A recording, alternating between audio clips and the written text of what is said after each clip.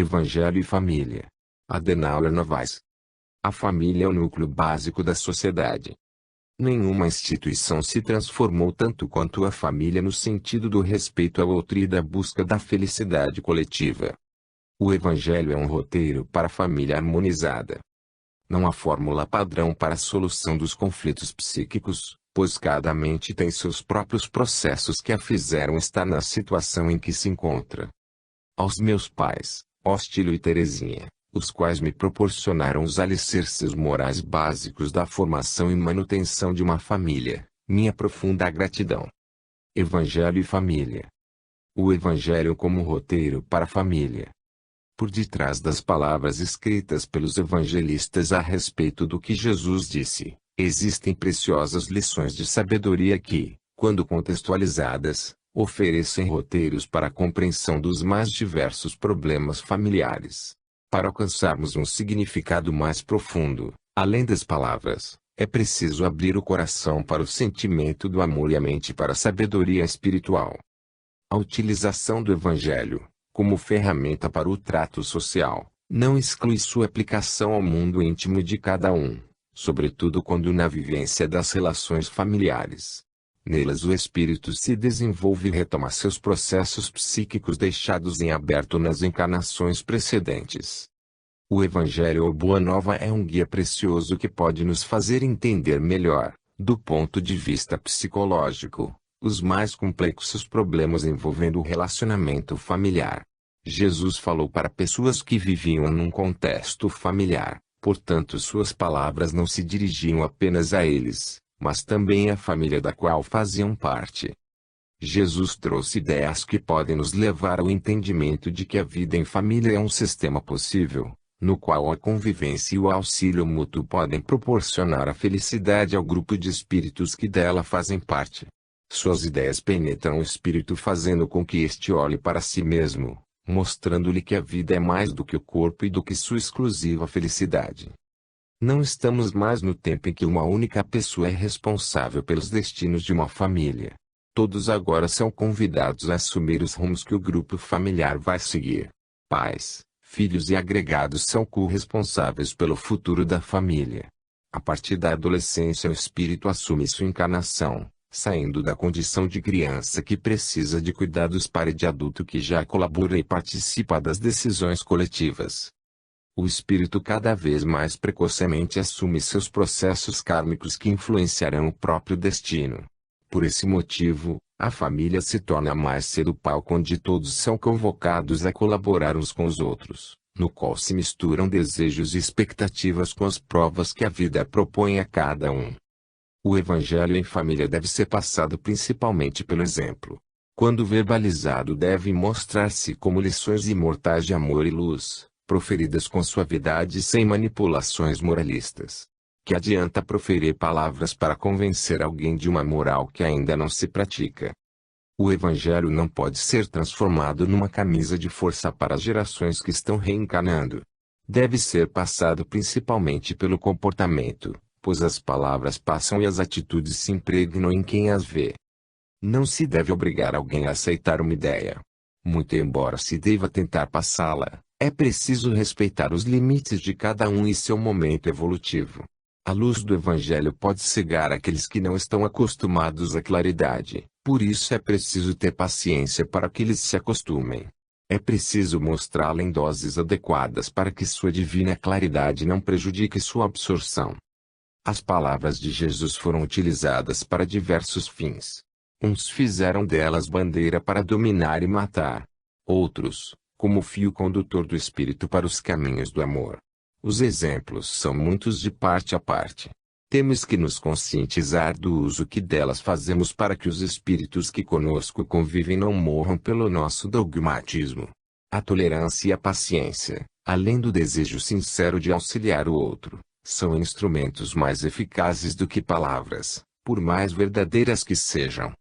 Cada um traz seus processos kármicos a serem resolvidos. Eles são intransferíveis.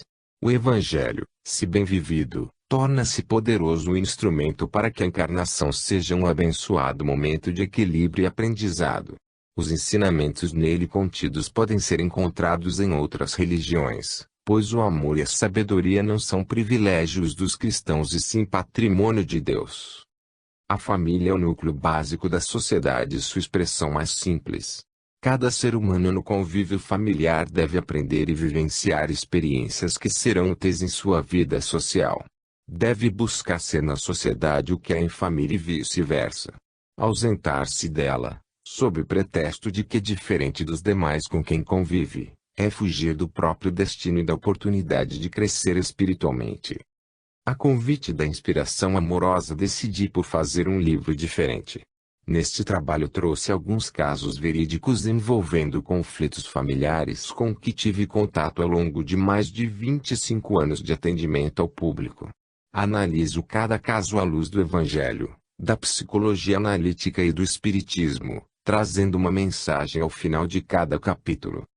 Evitei trazer ideias que se encontram no imaginário coletivo, optando por grafar histórias do cotidiano da vida real como ela é e com personagens que nem sempre encontramos nos livros. São histórias simples com pessoas também simples que podem ser encontradas na própria família da qual fazemos parte como também em nossos vizinhos. Não pertencem às galerias de famosos nem são conhecidos do grande público. São pessoas como eu e você e que estão em busca da felicidade. Não tenho pretensão de esgotar o assunto nem tampouco de me aprofundar demasiadamente, mas oferecer àqueles que se encontram sob a proteção da família subsídios no Evangelho para que possam guiar-se diante dos desafios e não venham a sussurrar sem suas claridades. Interessei-me por reunir algumas palavras do Cristo num pequeno estudo sobre a família por considerar que é na família que sua mensagem deva ter importante aplicabilidade. A vida em sociedade é uma parte da vida do espírito. A outra se dá na família. Na sociedade ele vive o mundo da persona, o mundo cheio de máscaras. Em família ele se revela o mais próximo possível de sua realidade existencial. Decidi por trazer aspectos específicos da mensagem do Cristo que pudessem atender ao mundo interior do ser humano, fugindo das interpretações generalistas ou exclusivamente ortodoxas. Neste modesto trabalho eu procuro levar o leitor a entender que em algumas palavras atribuídas ao Cristo se pode encontrar lições preciosas que o conduzirão à solução dos mais diversos conflitos vividos em família. Um olhar amoroso sobre o mal do outro. O olhar moral enviesado sobre o mundo pode nos afastar da visão de totalidade e da percepção do significado espiritual pleno da vida. Tanto quanto o viés permissivo sobre o mundo, assim como o olhar pesado e pecaminoso que se tenha, contribuem para o atraso moral do planeta. Nem sempre nosso estado de espírito permite-nos a percepção desejada quando observamos as atitudes humanas. Quando nos detemos na análise, por exemplo, de um vício de alguém e o fazemos numa perspectiva moralista, vendo-o como um mal em si, desconectado da totalidade existencial do indivíduo, poderemos atingir somente a superficialidade do problema.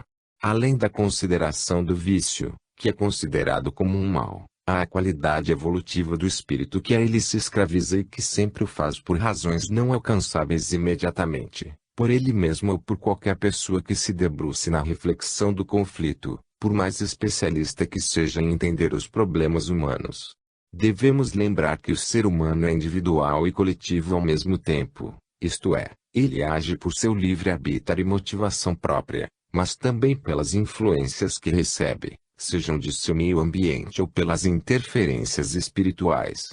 Suas ações não decorrem apenas do momento atual, tampouco apenas de seu passado reencarnatório.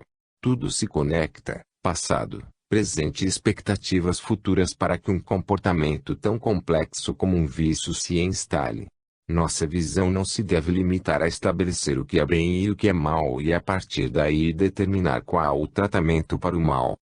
Nesse sentido, o Evangelho utilizado apenas com essa finalidade, isto é, de referendar um enquadramento do que é bem e do que é mal, estaria sendo utilizado com uma finalidade muito aquém de suas possibilidades transformadoras. A claridade de sua essência estaria sendo de alguma forma depreciada. Quando enquadramos as atitudes humanas entre as extremas polaridades de bem e de mal, promovemos falsas sensações de felicidade e de culpa. Essas sensações serão inevitavelmente atribuídas a Deus ou ao que se imagina opor-lhe. O Evangelho, nesses casos, será utilizado como uma camisa de força. Os limites ao ser humano são necessários, mas não se devem constituir numa prisão que o impeça de avançar no conhecimento de si mesmo e na sua ascensão espiritual. Aqueles que se constituem intérpretes das claridades do Evangelho devem buscar evitar se transformarem em profetas do Apocalipse para que não lhe embace a luminosidade que deve conduzir o ser humano à felicidade. As advertências são válidas e preciosas, visto que alertam aos menos avisados quanto às consequências de seus equívocos, porém são igualmente necessárias propostas de aplicabilidade na vida material e em suas rotinas para que não se preguem atitudes exequíveis apenas num mundo imaginário ou que se situe no além. O vício, o erro ou mesmo alguma atitude inadequada, devem ser considerados como parte de um contexto psíquico maior do que sua ocorrência. O combate a eles não se deve limitar a advertências punitivas, mas também se estender a levar o indivíduo à reflexão sobre os motivos que levaram ao que se instalassem em sua personalidade, que ele identifique o sistema de valores que o leva a classificar suas atitudes como erro, a profilaxia dos desequilíbrios humanos ou daquilo que o torna infeliz e que gera a ausência de paz. Inicia-se na medida que ele desperta para se questionar. Propor medidas comportamentais para resolver aqueles desequilíbrios é como pular ou saltar um degrau importante da escada natural de crescimento espiritual do ser humano. Que se cure os males, mas que se questione a si mesmo.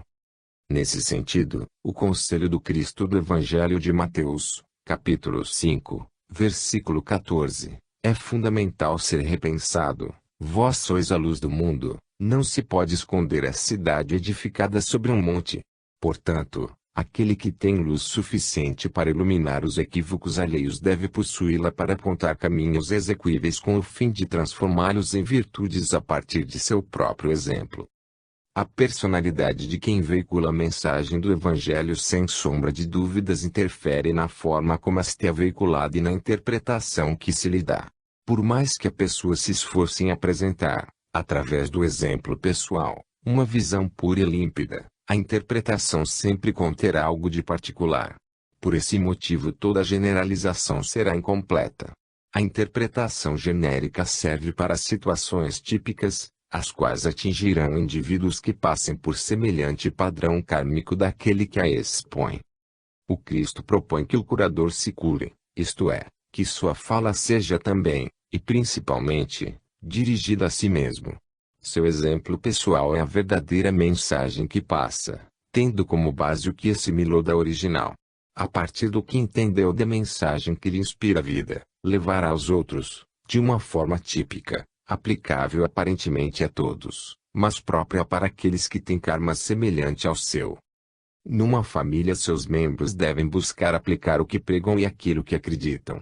Quando não se sintam em condições de fazê-lo devem pedir ajuda aos outros membros a fim de que todos compartilhem de problemas que pertencem a todos. Omitir os problemas àqueles que podem ajudar é demonstração de insegurança. Em alguns casos é compreensível que certos problemas possam ser omitidos a fim de não expor terceiros, porém deve-se buscar a participação de todo o grupo na solução e discussão de problemas comuns, inclusive das crianças, para que comecem logo cedo a entender a vida. A fala do Cristo demonstra segurança e autoconfiança em si mesmo. Ele se expôs diante da sinagoga sem esconder suas capacidades e disse para que veio. Nós devemos colocar em família o que ali estamos fazendo. Devemos ter equilíbrio e autodeterminação suficientes para assumir nossas responsabilidades em família. Valores no lar. Quais os valores que devem nortear a formação de um lar? Aqueles oriundos da religião? Os das tradições familiares vindos dos avós maternos ou paternos? Os do pai? Os da mãe? Os do meio social? Aqueles adquiridos nos livros e filmes televisivos? Talvez devamos escutar mais o coração e perceber que ele contém uma mensagem divina, gravada pelo Criador da vida ao nos fazer existir. Raramente conseguimos escutá-la por estarmos demasiadamente ligados ao mundo externo. Ouvimos muitos sons, prestamos atenção ao mundo para poder dominá-lo, ouvimos as pessoas para compreendê-las, Ouvimos nossos pensamentos para ordená-los, mas dificilmente aprendemos a escutar o que vem de nosso íntimo, do coração. Dali partem as intuições que nos elevam e nos fazem divinos. É de lá que vem a mensagem e os valores que devem nortear nossa caminhada evolutiva. Foi dali que o Cristo retirou sua mensagem de amor. Escutar esse canto divino pressupõe silêncio, humildade e confiança. A cada momento, em cada segundo de nossa vida ele envia um pulso que permite-nos enxergar melhor o mundo, nos fortalecendo para os desafios que ele promove. Os valores que devem ser utilizados pelo espírito em suas experiências evolutivas devem conter aqueles que nos ligaram nossos antepassados, os que adquirimos no convívio social, os que admitimos pelas relações que estabelecemos com alguém, mas devem receber, sobretudo, o que vem do coração como um recado direto de Deus ao ser humano individualmente. As religiões nos oferecem importantes balizas orientadoras que nos auxiliam, sobretudo nos momentos de tempestades íntimas. São valiosas contribuições àqueles que necessitam vivenciar aquilo que lhe é sagrado. Os que se pautam pelas diretrizes luminosas de uma religião devem, dia a dia, acrescentar-lhes aquelas que lhe vêm do coração para que se elevem ainda mais. O maior valor que se deve vivenciar no lar e passar adiante aos filhos é a amorosidade para com os outros, para com a vida, para consigo mesmo e para com Deus. A sociedade está sempre em mudança de costumes e de valores. Não é diferente na família. Ela passa por transformações mais sutis que aquelas que percebemos na sociedade, cujos meios de comunicação conseguem nos mostrar com mais evidência. Evoluímos da sociedade tribal, na qual a família vivia para o grupo e não tinha sua identidade, para a urbana que também passa pelo desaparecimento de um status. No período medieval europeu pode-se notar uma certa conquista de identidade em função da distinção entre nobres e plebeus, mas na idade moderna via-se o declínio da tradição calcada no nome e na riqueza.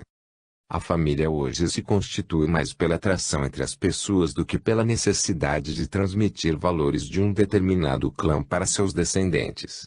Os problemas de relacionamento, de afetividade, de poder e financeiro são a tônica do mundo moderno. Os valores a serem passados aos filhos estão em segundo plano ou em nenhum.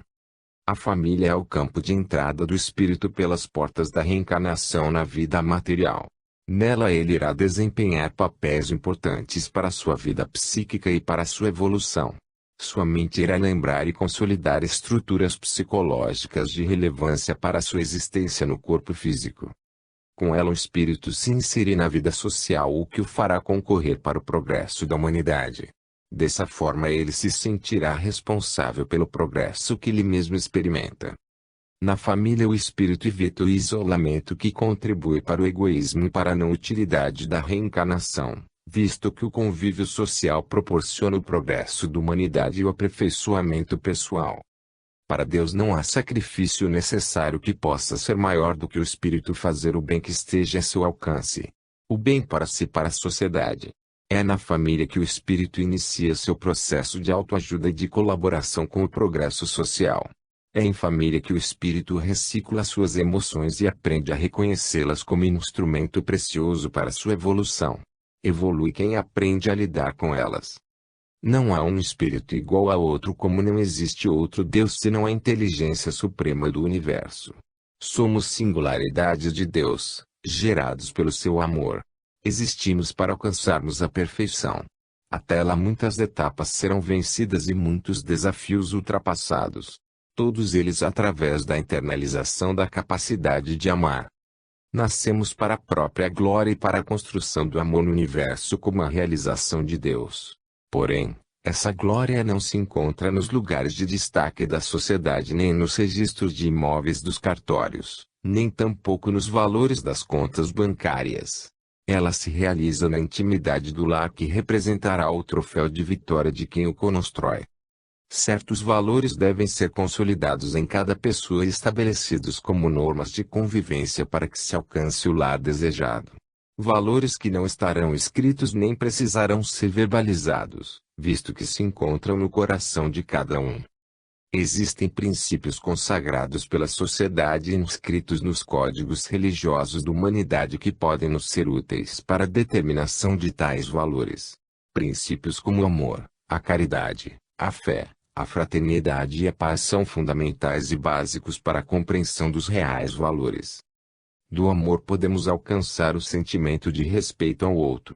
Toda pessoa que se sente respeitada por alguém tem consciência de pertencimento e identidade. Quanto mais respeitamos as pessoas como filhos de Deus, por mais imerecedoras que possam parecer, estaremos contribuindo para o fortalecimento do amor. Da caridade podemos estabelecer o valor da doação que será fundamental para a conquista da amizade do outro. Quanto mais pudermos renunciar em favor de alguém, mais conquistaremos essa pessoa. Ceder é o princípio que permite a conquista de alguém. Todo ser humano é grato a outro quando percebe neste outro um ato de renúncia em favor de sua felicidade, pois assim a gratidão é despertada. Da fé podemos extrair a crença no ser humano como capaz de superar seus limites e vencer desafios. Acreditar na capacidade das pessoas auxilia que elas confiem em si mesmas. As pessoas precisam ser acreditadas, pois assim estimulam o potencial de realização que naturalmente têm. Da fraternidade extraímos a aproximação e um maior contato com o mundo do outro, no sentido de auxiliar sua compreensão da vida.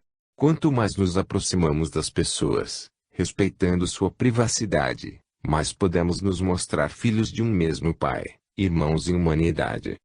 Da paz extraímos a capacidade de ouvir o outro. Ouvir as pessoas significa dar-lhes o direito de se mostrarem e de fazer parte de nosso mundo. Cada vez mais as pessoas querem falar, porém cada vez menos encontramos escutadores. Escutar é sair de si e destinar atenção ao outro. Além dos valores que a sociedade nos oferece, devemos cultivar o respeito, a doação, a crença no outro, a aproximação e a audição ao próximo. Os valores que passamos àqueles que convivem conosco na família não se transmitem apenas pelas palavras que lhes dirigimos ou atos que praticamos, mas principalmente, pelo que não falamos e pelo que não fazemos. O que sentimos e pensamos das pessoas à nossa volta, e que não traduzimos em palavras, manifesta-se pelas expressões corporais e, invisivelmente, pelas conexões que se estabelecem mente a mente, não obedecendo às barreiras condicionadas pela matéria e pelo ego. Portanto, o que falamos, fazemos e sentimos, alcança aqueles com quem nos relacionamos, mas os sentimentos se tornam mais relevantes por serem transmitidos de forma inconsciente, em virtude de nos ligarmos uns aos outros pelas imperceptíveis e sutis vibrações do espírito. Emitir bons pensamentos, desejar paz e equilíbrio para alguém não é apenas um exercício para o ego que deseja seu próprio bem-estar, mas uma missão psíquica que alcança a outra pessoa onde quer que se encontre. Da mesma forma, a oração sentida alcança seu objetivo quando se destina em favor de alguém. Neste caso, o benefício é duplo, pois enriquece quem a faz e a pessoa para a qual foi destinada. Cada transformação no indivíduo, que implica em aquisição de valores espirituais profundos, promove uma melhoria em sua vibração pessoal. Essa vibração mental pessoal se constitui numa marca individual que se torna automaticamente perceptível aos espíritos desencarnados e, sutilmente, às pessoas em geral. O que se passa dentro das quatro paredes onde vive uma família ela pertence. Quando algum assunto necessite extrapolar seus limites, o motivo deve ser para o equilíbrio e manutenção do lar. Todas as vezes que deixamos que entrem ou saiam assuntos que não levem em consideração a harmonia do lar, estaremos abrindo flancos perigosos para os ataques psíquicos. Um lar é um campo de amor onde devem vibrar os sentimentos de seus indivíduos. Ali deve se tornar um lugar sagrado no qual a entrada de outras vibrações deve ser examinada para que nada possa contaminar o equilíbrio do conjunto. A maledicência, a revolta, o ódio, bem com as lembranças de experiências que tragam sentimentos aversivos e contrários aos valores do lar devem ser tidos como danosos. Precisam ser tratados com cuidado e com o necessário equilíbrio para não se tornar lugar comum na família. O campo do lar é pouso e, às vezes, morada de bons espíritos que encontram um refúgio para que possam proporcionar o bem entre os encarnados. Valorizá-lo como uma importante célula no organismo social é dever de quem o constituiu. Quanto mais assim o fizermos, mais estaremos seguros e no caminho adequado à nossa evolução espiritual. Cada um de nós sempre encontra justificativas para evitarmos assumir responsabilidades quando o desequilíbrio se instala numa família. No ambiente familiar, quando alguém se apresenta doente ou em desequilíbrio, todos aqueles que convivem com aquela pessoa, de alguma forma, tornam-se corresponsáveis pelo encontro de soluções que visem restabelecer a paz e a harmonia ao conjunto. Manter psiquicamente um lar é tarefa que exige esforço, renúncia e abnegação. Não há vitória possível sem luta interna, sem esforço pessoal e sem doação de amor. O perdão no lar. Cultivar o perdão no ambiente doméstico é capacitar-se para a convivência social plena. Só cresce quem sabe perdoar e abre o coração em acolhimento ao outro. As relações podem gerar mágoas quando criamos expectativas para o comportamento dos outros.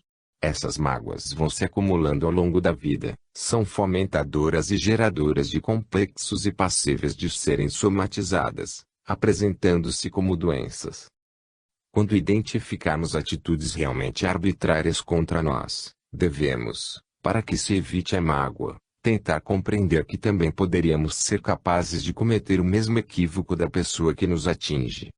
Importante lembrar que aquilo que nos incomoda na atitude do outro, muitas vezes é decorrente da conexão que acontece entre aquele ato e algo em nosso psiquismo inconsciente ainda não resolvido. Provavelmente existem situações gravadas em nós que provocaram mágoa e raiva em alguém. Esses registros arquivados em nossa mente decorrem de várias experiências vividas nas existências reencarnatórias e que necessitam de atenção. Perdoar é doar mais, isto é, não se permitir abrigar o egoísmo que só vê a si mesmo, compreendendo o equívoco do outro. Quem ama realmente não precisa ter de perdoar, pois, desde que percebeu o equívoco do outro, viu-lhe a ingenuidade e a ignorância das leis de Deus e passou a buscar uma forma de ajudá-lo a entender seu equívoco. O cultivo do perdão começa na medida que se busca o reequilíbrio após discussões domésticas típicas do estresse e da falta de diálogo e sempre que se deixa de transferir responsabilidades para os outros. É comum buscar-se um culpado e isso é fomentador de revoltas, de sentimentos contaminados e de novas discussões. O perdão liberta o outro da culpa permitindo-lhe refletir sobre os acontecimentos que geraram as discussões. Abre-lhe o coração para o entendimento de si mesmo e do outro. Todas as experiências em família que geraram culpas merecem ser revistas para que não se formem núcleos fomentadores de discórdias nem se ampliem a antigos karmas negativos. Fundamental que o senso de justiça das pessoas acolha a misericórdia. Sem ela as relações passam a se basear na causa e efeito que sugere o olho por olho, dente por dente. A misericórdia é a presença de Deus na chamada lei de causa e efeito. Tal lei, que não se fundamenta no amor, é apenas uma expressão, a qual nos deve levar apenas à compreensão da lei de retorno a uma nova encarnação. É a misericórdia que nos liberta da experiência culposa pela ação do perdão. O perdão sugere a compaixão. Ela deve estar sempre presente quando dirigirmos o olhar sobre o outro que se encontra em equívoco ou em desequilíbrio de qualquer natureza. A compaixão nos permite abrir a mente e o coração simultaneamente para a empatia com o outro, fazendo-nos vibrar numa frequência que nos aproxima de Deus. Quando falamos em karma, queremos que se entenda como uma ação e não como algo pesado e negativo. É uma palavra que deve nos levar à consciência da reencarnação e que pode ser, depois de ocorrido, modificado de acordo com o livre-arbítrio de cada um. Nenhum karma é definitivo, como nenhuma ação terá suas consequências rigidamente pré-determinadas. É necessário que não se adie o diálogo que se queira e deva ter com alguém para se sanar conflitos. Quanto mais se demora em solucionar um conflito, mais se pretende ter a razão. Isso promove a espera de que o outro tome a iniciativa, fazendo com que o orgulho apareça. Para que o perdão realmente ocorra é preciso remover velhas feridas que ainda sangram no coração, promovendo a mágoa. Antigas desavenças, velhas inimizades, ódios não aplacados, devem ser, em face do perdão, removidos para que o amor seja sentido em plenitude. O convívio em família.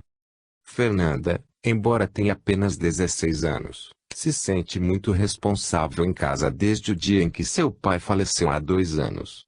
Ela mora com a mãe e um irmão de 8 anos. Sua mãe trabalha como gerente de uma loja de roupas e tem muito pouco tempo para se dedicar aos afazeres da casa.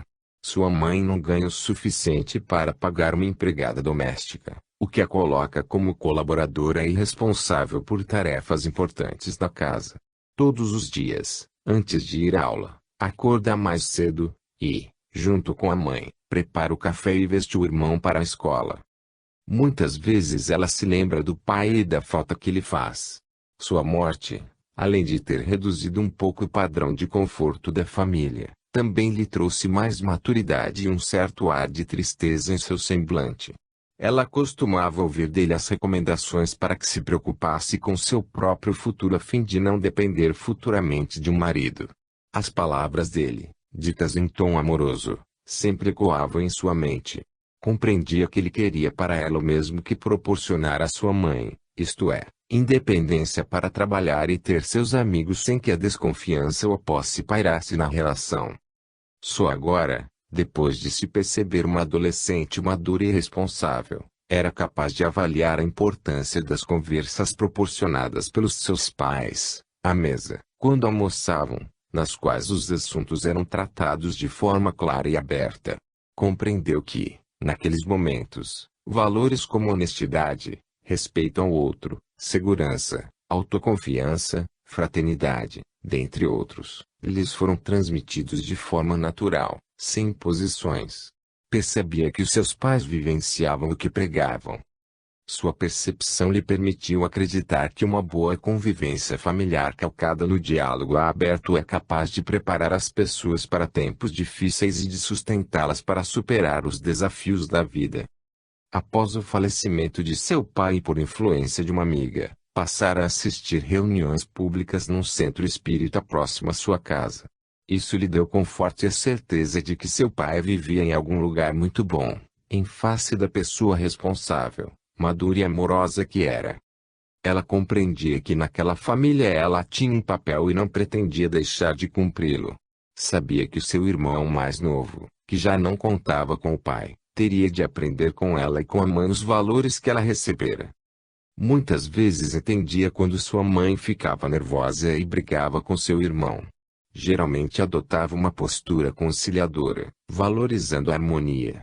Evitava confrontos com a mãe e com o irmão, pois decidira não transferir para ninguém as causas de seus conflitos íntimos, embora os dividisse com os outros. Fazia tudo para que sua família permanecesse em paz, pois sempre aprendera que onde se vive, se come e se dorme, se constrói um tesouro e se aprende o verdadeiro conceito de felicidade. A vida em família se caracteriza pelas projeções, transferências e manifestações de sentimentos. Sempre estamos realizando uma dessas condições mesmo que inconscientemente. Quando reencarnamos, não sabemos como vamos encontrar aqueles com os quais contracenaremos na vida material. Criamos expectativas antes e durante o reencarnar. Quando criança, tender-se-á a adotar-se uma postura mais receptiva, mas não passiva, a qual torna o espírito vulnerável às transferências, pois se atribuirão às pessoas poderes e qualidades que nem sempre possuem.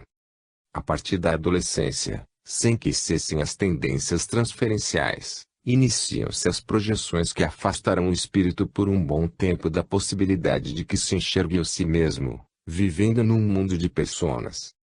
Na vida adulta e até que venha a morte do corpo, as emoções e sentimentos adquiridos ao longo das encarnações bem como aqueles resultantes das experiências da vida atual, estarão em ebulição exigindo direcionamento adequado. Os conhecimentos intelectuais, que tanto capacitam as pessoas a viver no mundo, são vetores importantes para que o espírito lide adequadamente com seus sentimentos.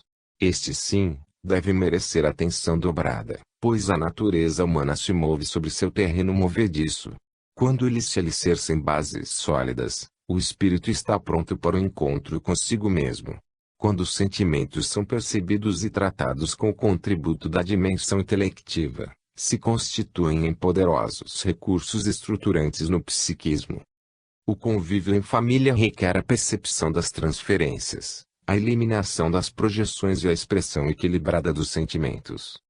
Torna-se muito importante, para qualquer filho, os adjetivos empregados pelos pais no convivência com eles. Quanto mais elogiarmos sinceramente nossos filhos, mais eles tenderão a corresponder ao que ouviram. Filhos que foram estimulados pelos pais tendem a alcançar mais sucesso do que aqueles que não foram impulsionados a um futuro promissor. Uma palavra bem colocada, um adjetivo aplicado no momento adequado, podem ser sempre lembrados para o sucesso de uma encarnação. As relações humanas, além de serem permeadas de projeções e de transferências, se estruturam em cima de papéis pré-definidos que norteiam a comunicação entre as pessoas. Tendemos a exigir que as pessoas assumam modelos de comportamento que criamos e idealizamos. Sempre esperamos que as situações se desenrolem dentro de um esquema tal que não fujam de nossas expectativas. Não gostamos quando as coisas saem de um padrão pré-estabelecido.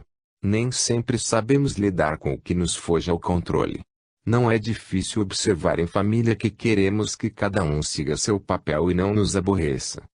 É preciso estar atento para não despejar críticas duras sobre os filhos por eles não estarem fazendo as escolhas que se esperava que fizessem.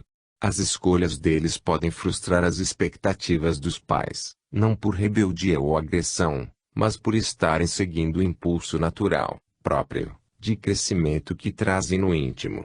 Educar é flexibilizar ou rever as próprias convicções em favor da singularidade do outro. Aquele pai funcionou como um pescador de valores nobres para sua filha, pois em tão pouco tempo de convivência nessa encarnação, deixou marcas estruturantes em seu psiquismo. Nem sempre nos damos conta de que as relações familiares são influenciadas por espíritos que delas participam. A qualidade dessas influências varia de acordo com o tipo de vínculo que entre eles existe. Em face de suas vinculações de natureza afetiva que conservam com seus entes queridos, como também devido a ligações kármicas negativas que os atraem, a atuação dos espíritos pode ou não contribuir para o equilíbrio familiar. Pode-se considerar que uma família não se constitui apenas de seus membros encarnados, visto que no entorno deles vivem entidades desencarnadas dos mais variados tipos. Nela encontram-se desencarnados cujos laços se devem à atual encarnação ou outros que se encontram vinculados pelo convívio em encarnações passadas. Por outro lado, pode-se encontrar eventualmente numa família espíritos que não tenham nenhum vínculo com ela, mas que ali se encontram por intercessão de terceiros, com os mais variados objetivos. Considerar a existência desse universo espiritual participante da família propicia a percepção das causas não só de conflitos como também das mais inusitadas alegrias. Não basta crer na existência dos espíritos. Importa considerar suas influências conscientizando-se da relevância que elas têm. Dar-se conta da presença dos espíritos e da influência que exercem constantemente pode ser o diferencial entre famílias. Enquanto ela não se dê conta de suas influências, sofre-lhes as consequências, ficando seus membros passivos, tal qual autômatos. Caso os considere como participantes da dinâmica familiar, podem-lhes aproveitar a presença para o crescimento espiritual do grupo. As relações humanas são permeadas por mecanismos psíquicos conscientes e inconscientes.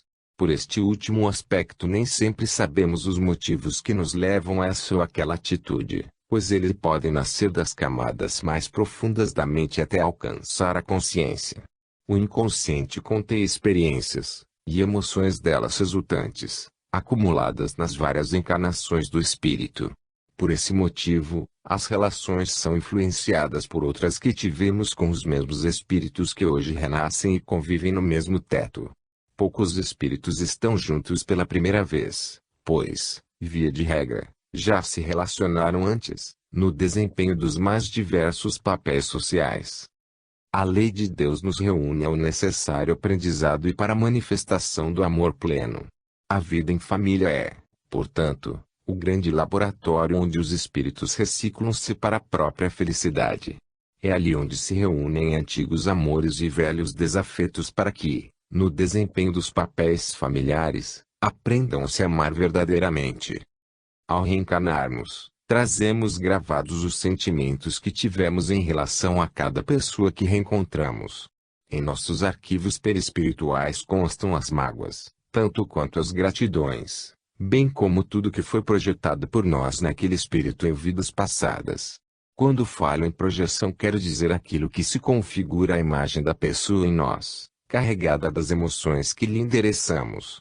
Se, por exemplo, reencontramos, pela reencarnação, um antigo pai que nos foi muito querido, no qual confiávamos e o víamos como uma pessoa provedora, honesta, séria e competente, tenderemos a projetar essa imagem nele caso o reencontremos.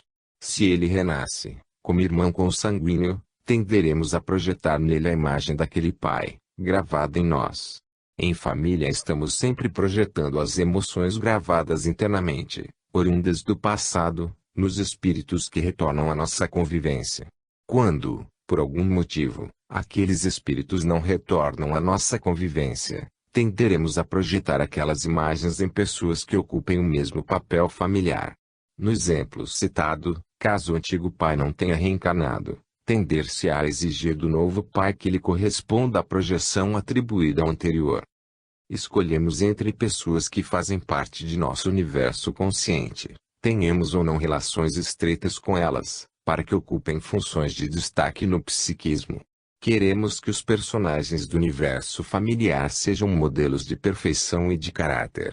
O pai será aquele indivíduo bem-sucedido, sábio, experiente, moderno e conselheiro, à semelhança da imagem arquetípica gravada psiquicamente. Da mesma forma o fazemos com a mãe. Essas imagens são modelos cunhados pela tendência que todos temos de encontrar um pai ou a mãe exemplares e idealizados.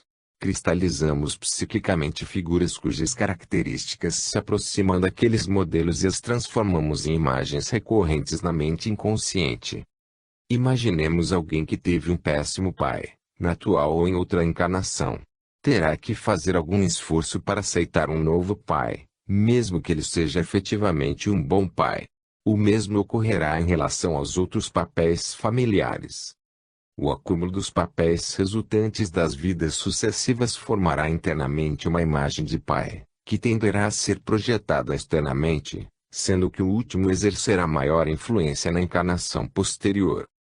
Devemos entender que todos temos a tendência arquetípica de projetar nosso mundo interno no externo. As pessoas com quem convivemos servem também para que, inconscientemente, lancemos nosso próprio caráter nelas. Os aspectos inconscientes da personalidade do ser humano são invariavelmente colocados sobre aqueles com os quais nos relacionamos. Daí a importância de analisar a ideia que se tem dos próprios familiares como parte do seu psiquismo inconsciente. Assim pode-se conhecer um pouco mais sobre si mesmo através da relação com o outro, pois nele projetamos boa parte daquilo que somos. Fundamental para o equilíbrio e a paz em família é o diálogo afetivo entre os seus membros, principalmente nos momentos onde a tensão interna da casa ameaça a harmonia doméstica. Cabe sempre aos responsáveis pelo lar a iniciativa, não se esperando que quem não tenha razão peça desculpas ou fale primeiro. Quem compreende mais deve iniciar o processo de harmonização.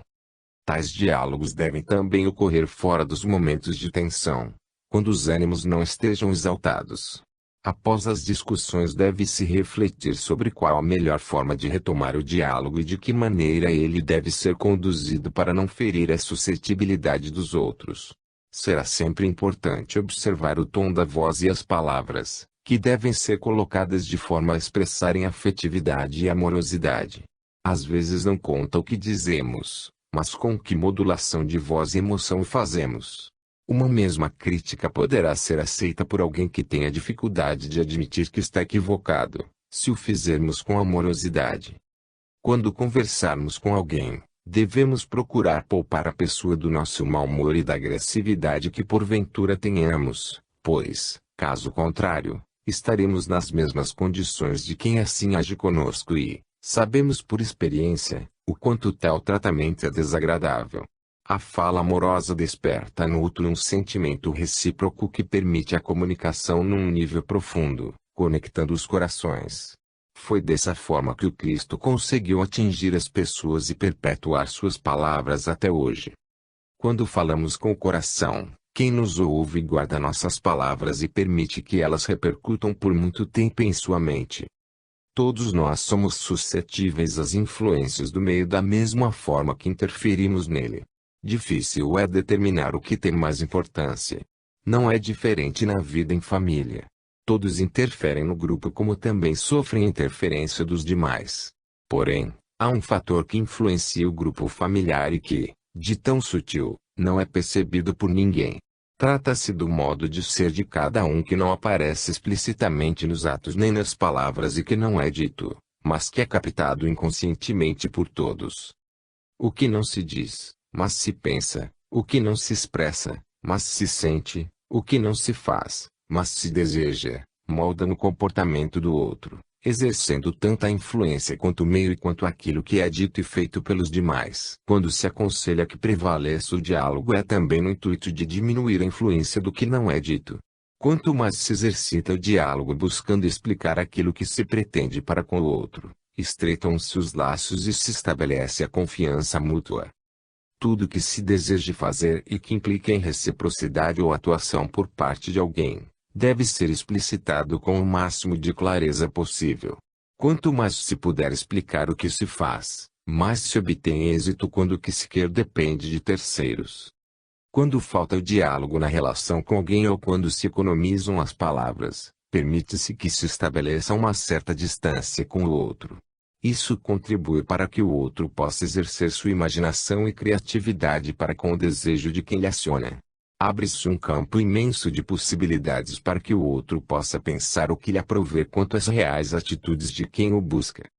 Quando isso se refere aos filhos, cujas personalidades podem ainda estar em vias de consolidação, sobretudo na juventude, torna-se fundamental que a comunicação se estabeleça com muita precisão e clareza.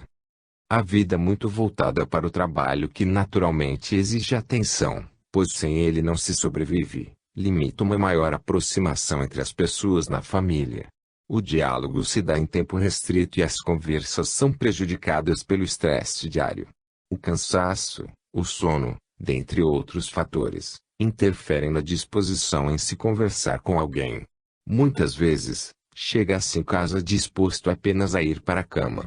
Qualquer outra coisa seria exaustiva demais. Acresça essa dificuldade, a natural timidez e dificuldade em falar de si mesmo aos outros. Restringem-se os diálogos às reivindicações, queixas e ao trivial, sem que se tenha o cuidado de abordar questões relevantes da vida de cada um. As acusações, mesmo que tenham fundamento, que são feitas contra um outro membro da família, tendem a desestabilizar a estrutura familiar e levar dificuldades ao diálogo e ao convívio fraterno. Pode-se abordar alguém que cometeu um equívoco sem acusá-lo ou agredi-lo, tendo-se o cuidado de colocar a questão com o objetivo de educar e não de punir sumariamente. As brigas domésticas, as quais ocorrem naturalmente, nunca devem ameaçar o equilíbrio e a harmonia do lar. Quem discute com outra pessoa deve atentar para que, após a discussão, a paz se estabeleça. Não se pode esquecer que estamos cercados de testemunhas invisíveis, espíritos desencarnados, que participam de nossas vidas, com os mais diversos interesses e que contribuem positiva ou negativamente para o que ocorre em casa. Vinde após mim, e eu vos farei pescadores de homens. Interessante a fala de Jesus no que diz respeito a comparar pessoas a peixes. Parece que ele quis mostrar àqueles pescadores que havia algo mais nobre a fazer além de pescar peixes. Pescar é retirar de dentro da água para fora, isto é, colocar no claro algo que está no escuro, é iluminar o que se encontra nas sombras, é permitir que algo saia do inconsciente para a consciência, é elevar o que está embaixo, é exaltar o que se encontra em situação de inferioridade. Poder-se-ia pensar que o Cristo estaria colocando que é necessário estimular aquele cuja autoestima se encontra baixa. Suas palavras podem servir para os pais que podem se transformar em pescadores de seus filhos a fim de que eles se sintam confiantes em si mesmos. Nenhuma das palavras do Cristo deve ser entendida apenas em seu sentido genérico ou literal, mas considerando-as como dirigidas ao mundo psíquico de cada um. Ele falava para poucos, pois, naquela época, não havia recursos técnicos de propagação da fala. Comparar pessoas a peixes é mais do que uma figura de retórica. É colocar que cada ser humano pode, com suas palavras e atos, contribuir para estimular o outro em seu processo de desenvolvimento da consciência espiritual. Estimular os filhos a dever dos pais e não lhes exige nenhum preparo especial. Basta que se tenha o cuidado de estar atento a essa necessidade para que eles, um dia, se sintam mais do que peixes no fundo das águas, mas criaturas de Deus, nascidas para iluminação. O Cristo convidou pescadores para se transformarem em apóstolos, num ministério diferente do que estavam habituados. Enxergou habilidades que eles mesmos desconheciam que poderiam exercer. Agiu como um pai ao descobrir as potencialidades dos filhos, estimulando-os a que as utilizem em suas vidas. Ao convocá-los diretamente, transmitiu segurança no que fazia, não deixando margem de dúvidas quanto ao que queria. Serviu de guia para aquelas pessoas simples. Essa é a tarefa que nos cabe diante da indecisão dos filhos. Iluminar suas consciências para a escolha do caminho mais seguro em suas vidas. Dar-lhes educação doméstica, a qual não pode ser substituída pela educação formal. Nesse aspecto é também importante para os pais passar aos filhos a confiança no auxílio espiritual, visto que somos seguidos por eles, os filhos, quando reencarnamos. Eles também nos influenciam nas escolhas profissionais e contribuem para que encontremos o melhor caminho de acordo com os planejamentos reencarnatórios que fizemos. Nenhum ser humano é uma ilha, pois mesmo encarnado não se encontra isolado daqueles que fazem parte de sua família espiritual. Saber que contamos com os bons espíritos contribui para nosso sucesso. Tornar-se pescador de homens significa ser capaz de entender a natureza humana e encantar-se com ela, iluminando os caminhos dos outros que vêm atrás de nós. Nenhum egoísmo deve fazer parte de nossa vida quando estivermos atuando na educação de nossos filhos. Eles são um dos mais importantes campos de realização nas nossas vidas. Todas as vezes que colocarmos o egoísmo à frente de nossas ações, estaremos longe do verdadeiro encontro conosco mesmos, do encontro com o Self. Cada ser humano pode se tornar o nosso peixe, pois poderemos elevá-lo à luz, e assim iluminarmos seu caminho da mesma forma que alcançamos as claridades da superfície.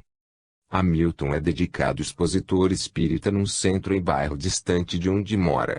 Mesmo casado e com 3 filhos, consegue dedicar-se à tarefa evangélica sem comprometer suas obrigações para com a família. Divide-se entre seu trabalho profissional como empregado de uma empresa bancária de economia mista, o centro espírita que ajudou a fundar, e a família, a qual ele dirige seus sentimentos mais nobres, dando a cada dimensão de sua vida o devido tempo. A esposa, embora não o acompanhe em suas tarefas espíritas, compreende e aceita quando o companheiro sai, pelo menos uma vez por semana, para suas palestras pelos bairros da grande cidade onde moram. Ele acredita que está desempenhando com sucesso seus compromissos espirituais e acha que sua missão na Terra está indo bem. Porém, é em casa onde ele sente mais dificuldade. Não entende a causa de, às vezes, no lar, não conseguir o que alcança fora dele.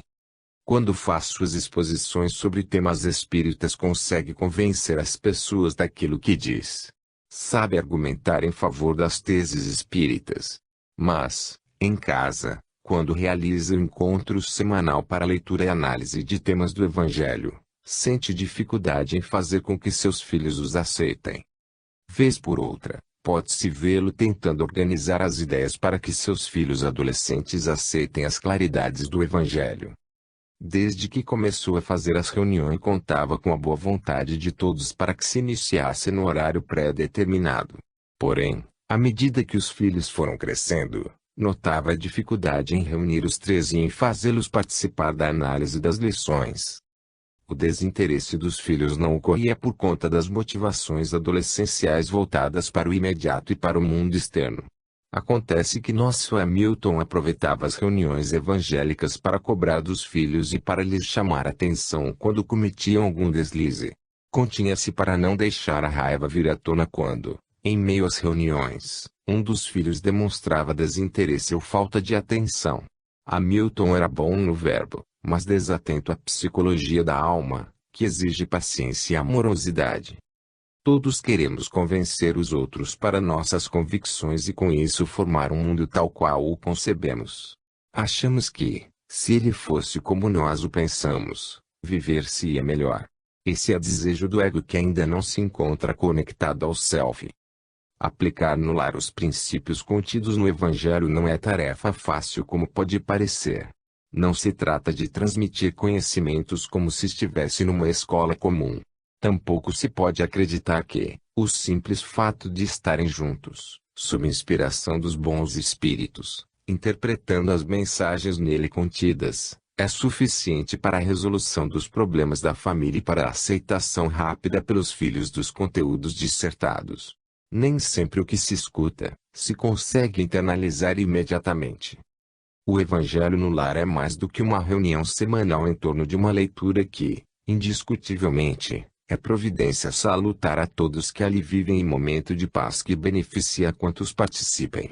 O verdadeiro Evangelho no lar é mais do que um culto semanal, pois se constitui no exemplo daqueles que ali vivem. O exemplo que os pais passam na sua conduta que, ao menos, ali, deveria ser pautada nas mensagens do Cristo, é o que realmente se fixa na mente dos filhos. O processo evolutivo humano passa pelo desvestimento das máscaras sociais tão comuns na vida em grupo. Com o Evangelho no lar, a persona deve dar lugar ao self, pois ninguém conseguirá enganar tanto tempo aqueles com quem convive. Em casa todos percebem quem somos e o que escondemos. O Evangelho no lar deve contribuir para que a transparência seja a tônica no convívio. Dedicar uma das noites na semana à leitura do Evangelho com a participação da família é empreendimento oportunamente salutar em qualquer circunstância da vida doméstica. Representa a união da família em torno da conexão com a espiritualidade de cada um. Nem sempre se inicia em face da união e do encontro entre as pessoas que convivem sob um mesmo teto, mas justamente pelo contrário, por falta de entendimento entre eles, exigindo aquele momento para que busquem aproximar-se uns dos outros. É um momento de comunhão em torno do amor e da fraternidade entre as criaturas. Nele cessam as desavenças para que o equilíbrio no lar seja possível. A expressão Evangelho no lar conduz à percepção de que se trata de um momento de encontro espiritual na família. A natureza deste transcende a de outros encontros nos quais não se coloca como algo consciente a presença e intercessão, invisível, de espíritos desencarnados benfeitores. Difere de reuniões familiares para se tratar de questões graves e difíceis de serem conduzidas. Em momento de paz, alegria pessoal e de intimidade com Deus. É um momento especial onde o mais importante é a comunhão que se pretende entre o indivíduo e sua espiritualidade, isto é, entre espíritos de diferentes vibrações, para que se unam em favor do crescimento de todos e para que se desanuviem as consciências de cada um em benefício do entendimento do significado da vida. Certamente que será constituído de expectativas e esperanças para que a situação em que se encontra o grupo venha a melhorar. Espera-se uma melhora no relacionamento entre as pessoas e a construção de um ambiente harmônico no lar. Aquela reunião não promoverá mágicas nem mudanças a curto prazo, no entanto se espera que a partir dela cada um faça a sua parte em benefício do bem-estar do grupo em que vive, pois é dever de todos colaborar para a sua harmonia.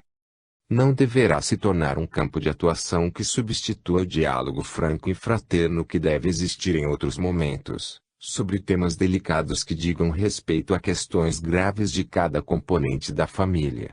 Em outras ocasiões deve haver diálogos sobre tais questões, aproveitando-se o entendimento já havido, proporcionado pelas reuniões sob a inspiração do Evangelho do Cristo. O momento da leitura do Evangelho no lar não deve ser utilizado para se tratar de questões que tragam constrangimento ou causem melindres às pessoas. Não se deve aproveitar aquele momento como espaço para críticas aos outros ou tentar mudar convicções das pessoas ou mesmo para chamar a atenção sobre comportamentos inadequados de presentes ou ausentes. O centro da atenção deve ser a claridade das lições do Evangelho para que todos se enriqueçam com suas orientações positivas.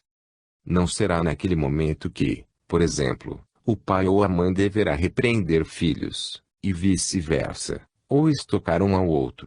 Por outro lado, os filhos não devem transformá-la em fórum de debates dos seus problemas ou de reivindicação para com os pais ou entre si. Nem tampouco fazer queixas sobre os irmãos perante os pais. O privilégio deverá ser o de aprender a viver à luz dos ensinamentos do Cristo para que todos cresçam. O lar é o campo de realização da missão de cada espírito em aprender.